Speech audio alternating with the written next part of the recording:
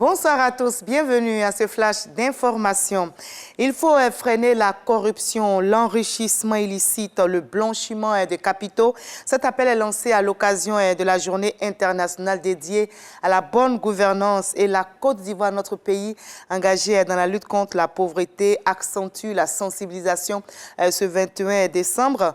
Les décideurs invitent chacun à dire non aux pots de vin, aux raquettes, à barrer la route, à tout acte de corruption.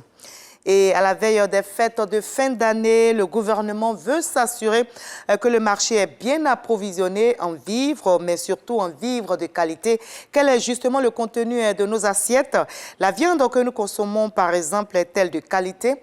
Eh bien, pour se faire une nette idée, le ministère des Ressources animales et halieutiques écume en ce moment même les étals des vendeurs, renforce les contrôles sur les marchés afin d'offrir des denrées animales saines aux consommateurs, nous dit Lansine Bakayoko.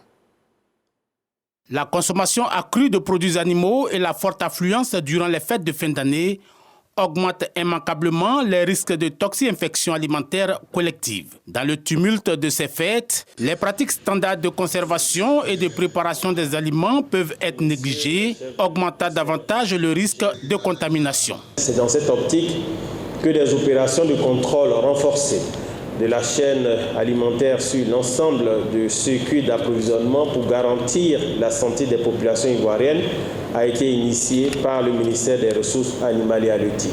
La situation est d'autant plus urgente que la maîtrise des risques sanitaires liés à la consommation de ces denrées alimentaires est un défi à surmonter pour préserver la santé des populations. En 2022, 146 personnes, en majorité des jeunes, ont été hospitalisées dans les hôpitaux du département de Bondoukou après avoir consommé de la crème glacée, tandis que 20 personnes ont été intoxiquées après l'injection de gâteaux à la crème dans le département de Ferkissé-Dougou.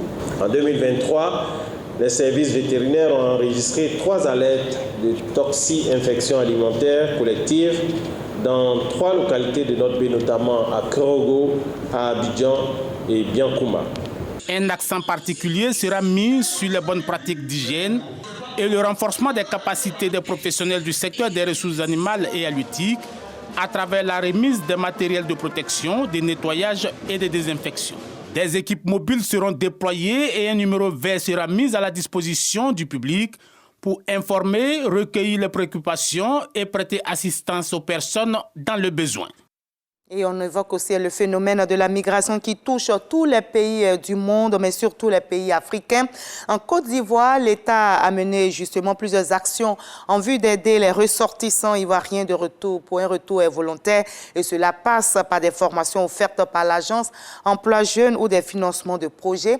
Avec les crises récentes en Tunisie, au Soudan ou encore au Niger, vous vous souvenez, plus de 1600 personnes sont entrées en terre ivoirienne avec l'aide du président de la République. Mais depuis qu'ils sont revenus, qu'en est-il justement de leur intégration et que faut-il retenir de la politique d'insertion et de réinsertion de ces ressortissants ivoiriens? C'est justement le sujet du dossier politique à voir absolument dans le 20h. La Guinée décrète 3 jours de deuil national en hommage aux victimes de l'incendie meurtrier survenu dans le port de Conakry le 18 décembre dernier. 18 personnes ont péri dans l'explosion du principal dépôt de carburant. Et donc, en la mémoire des victimes, le chef de la transition, Mamadou Doumbouya, a décrété, c'était hier mercredi, 3 jours de deuil national. Et toujours sur le continent africain, au Mali, les autorités de transition ont donc dissous l'Observatoire pour les élections et la bonne gouvernance. Les autorités annoncent que l'association dénommée Observatoire, que les sources de financement ne sont pas connues de l'administration en violation des dispositions législatives et réglementaires en vigueur. Et on va terminer par la République démocratique du Congo où les élections pour désigner le président de la République ainsi que les députés nationaux et provinciaux se poursuivent ce jeudi. Pour l'opposant Martin Fayulu, il y a donc violation de la loi.